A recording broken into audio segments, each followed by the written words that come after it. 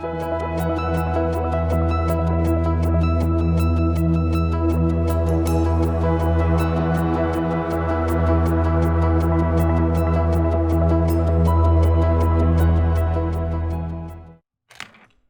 welcome back. So, it's been a while since I left off. I do apologise, I got rather busy doing some projects. So, last we left off, we were doing Create with Code. We're on the second project. We did, in fact, create our player character, who's looking a bit funky. The heck happened to you? That is weird.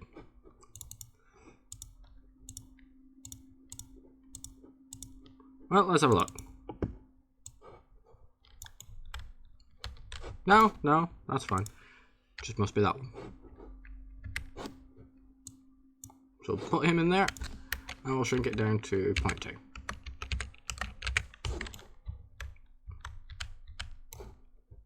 Was it 0.2? Oh god, no, that's way too small.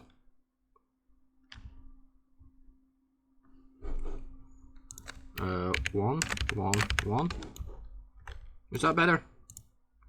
Yeah, that's better.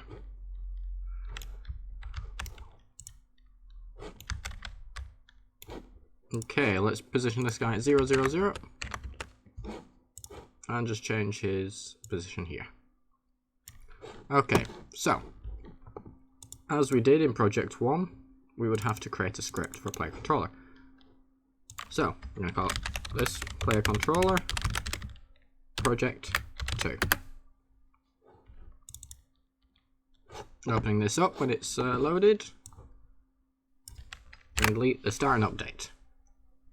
We're going to declare our variables being public float horizontal input. And we're going to do in void update, we're going to do void update horizontal input is equal to input dot get axis. If I can learn to spell. Horizontal.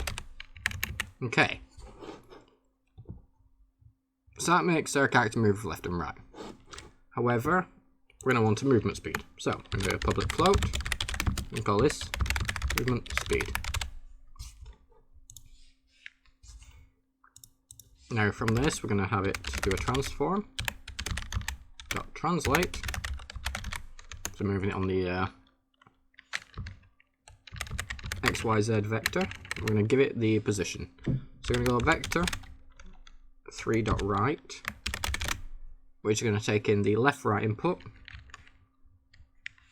It's going to take in right as a positive, so that would be 0 to 1, and left is 0 to -1. Then we're going to times it by our horizontal input, times that by time.delta time, and then final, put in our movement speed.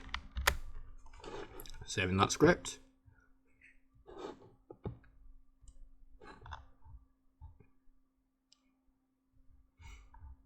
We're going to declare our movement speed. Let's call it 10.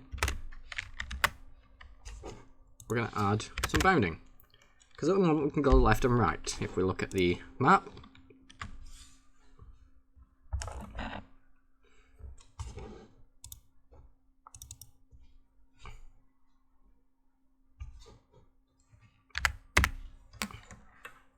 wait a minute, I made a mistake here. Yeah, the mistake was putting that comma. I apologise, that is on me. Get a space so here. There we go. Okay, I'm back. Gonna carry on looking at it, but gonna make a note. So, creating the bounds for the character. Within the update script, we're gonna need an if statement. Now, an if statement is a conditional. So, if is a conditional. If something is true, do something else if it isn't. Do something else. So if transform dot position dot x is equal to -10, and we get our vector of -10 from the size of the map. So we're going to double check this. So it should be a size 10. So if we move our character to the left, it would be a... Wait a minute, let's have a look. So we've set it to -10. That's too far. So we're going to do it as -5. Yeah. So we're going to do here, delete that, put -5. If transform dot position is less than -5, transform dot position is equal to a new vector 3, which is -5 transform dot position dot y, and transform dot position dot x. No, z. X is the first one. However, this -5 is a constant. What if we want to change the map size? So we're going to change this to a variable. We're going to call it x range. By changing it to a variable, we can change it within the inspector according to our map. So we can call this a public float, x range, and we're going to declare it here as -5. So it's a base of -5.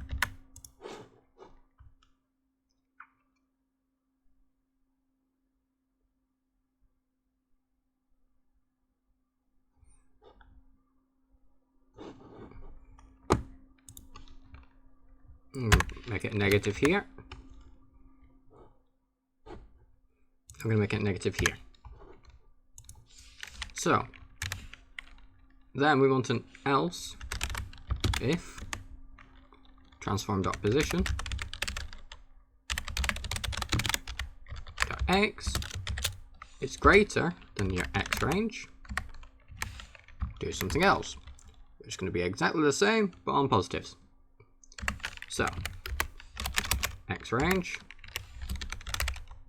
transform dot position dot y transform dot position dot z.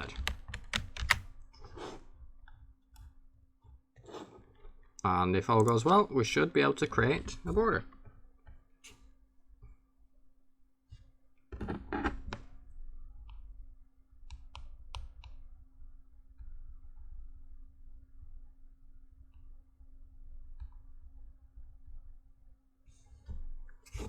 So pressing play.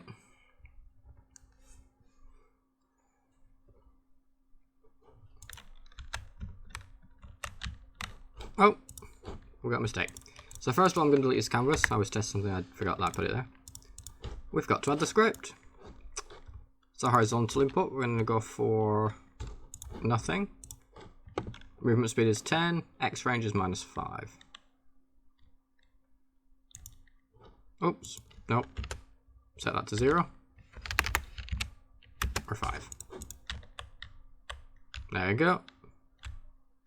So x range we want to set to 5, not -5. Otherwise it glitches.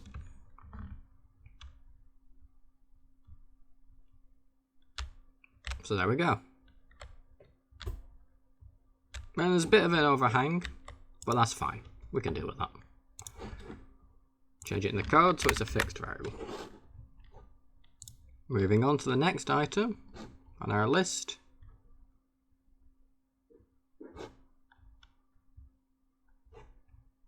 We're going to be looking at how to launch a projectile.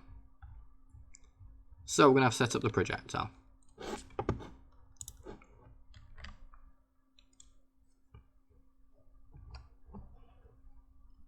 So we'll set up the projectile and I'll call it for this episode. So folder, projectiles. I'm going to want to create a game object. I'm going to call this projectile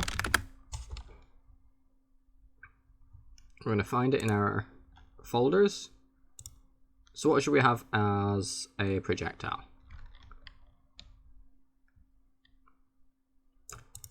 Let's have a apple as a projectile. So the apple we're going to set to 0, 0, 0. It's currently rather large, being almost bigger than our person. Just going to shrink it down, make it a bit more reasonable. There we go. Still a big apple. Half your size of your head, that's quite a large apple. We're going to stick with that. We're going to need its collider. So we're going to make this a simple box collider. Oh, that was a box collide 2D. Remove that one. Shrink it down, so I'm going to go 0.2, 0.2, 0.2. That is way too small now. So let's make it bigger. Move it up a bit. There we go. We'll go 0.36 and 0.36. Apparently that's a rather nice size. We don't want it to be affected by gravity. And what we're going to do, we're going to project 2 in projectiles and drag this and drop it. This creates a prefab. Prefabs we'll be covering very soon. And we can delete it from the scene. Deleting it from the scene means that we can drag it in as many times as we want from our prefab. And each one is identical.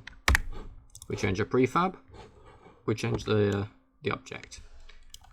So I will end this episode now. It's a bit shorter than the others,